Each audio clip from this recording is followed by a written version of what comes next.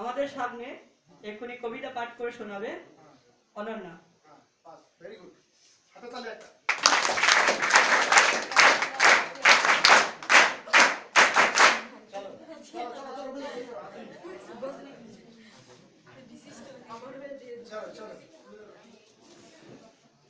যারা কিন্তু সামনে বসে আছে প্রচুর গালাগালি উঠছে সালাম করে।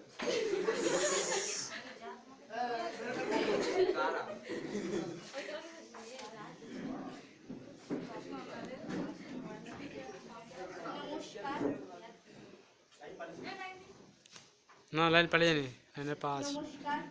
হারিয়ে যাওয়া রবীন্দ্রনাথ ঠাকুর। ছোট্ট অ্যাটেন্ডেন্স সিটটা সুখান্ত বলে।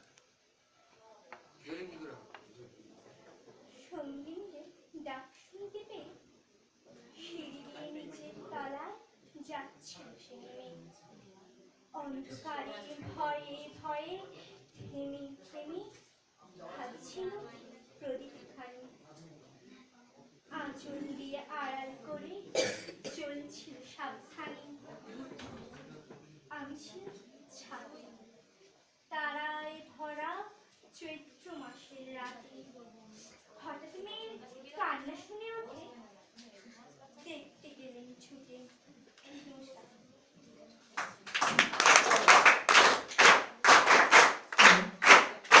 আবৃত্তি পরিবেশন করে শোনালো অনন্যা। আমাদের ক্লাব ও সঙ্গে পক্ষ থেকে ওনাকে অসংখ্য ধন্যবাদ এবং ভালোবাসা অভিনন্দন জানাই। তো এবার আমি সরাসরি চলে যাব আমাদের ক্লাব সভাপতির কাছে। ওনাকে বলবো, ক্লাব সভাপতি না এই অনুষ্ঠানের সভাপতি?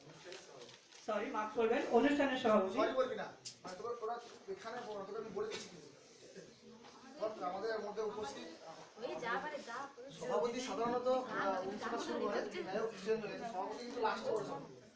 বিশিষ্ট ব্যক্তিরা আছে না, ঠিক আছে? সভাপতি তো লাস্টে বলবে, শেষ করবে।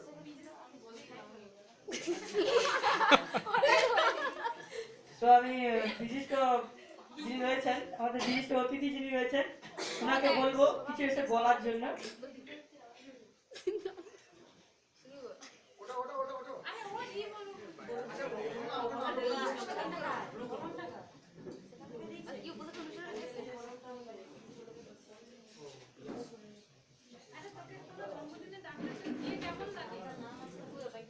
বল না, শুরু করো। অ্যাটলিস্ট নামটা বলতে হবে যে আমি নামটা বলতে হবে। আমার নাম মনোনীতা দেশাই, আমি মহিষাদল থেকে এসেছি। আমার নাম মনোনীতা দেশাই, আমি মহিষাদল থেকে এসেছি। আমার এখানে এসে খুবই ভালো লাগছে।